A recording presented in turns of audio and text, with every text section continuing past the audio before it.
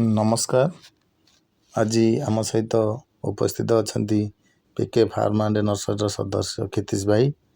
से आज आमको बुझे कहे माटी चारा न पकई कहीं प्रो ट्रे रे चारा पकाइबा तार लाभ एवं क्षति संबंधी से आमको बुझाई कहे। नमस्कार भाई, जो कथाटी कहले जे आमे माटी चारा न पकई कहीं प्रो ट्रे माध्यम नर्सरी चारा पकाइबा तार फायदाटा कौन हम। आमे माटी जो चारा पकाउछंती ता प्रायतः 40 रु 60 भाग पर्यंत आमर जर्मिनेशन होता है, किंतु प्रो ट्रे आमे जो चाराटी पकाउछंती ताहा पाखापाखि 90 रु 95% आमर जर्मिनेशन होता है। ये गला गोटे प्रथम समस्या।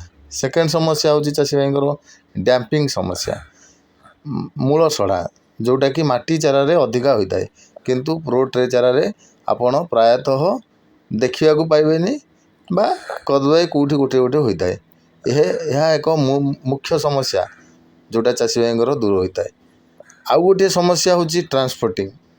आमे माटी चारा गोटे जगार अन्य जगह को नबारे असुविधा भोग करती, किंतु प्रो ट्रे आमे जो चाराटी ताहा गोटे जगार आप 100 किलोमीटर 200 किलोमीटर आज न पाइले काली नहीं आपण रखी घरे लगे पारे। यह एक बहुत बड़ समस्या चाषी भाई मानकर दूर होता है। आउ गोटे समस्या हूँ आमे खेत तैयारी करिया पूर्वरु, मतलब आमे जो बिलटी रेडी हवा पूर्वरु आमे नर्सरी चाराटे दे देथिबा हमर एपटरे बिल तैयारी होतबो पाखापाखि आम हाथ में 15 रु 20 दिन बा मासे समय रहा से आमे त्राई पाइबा।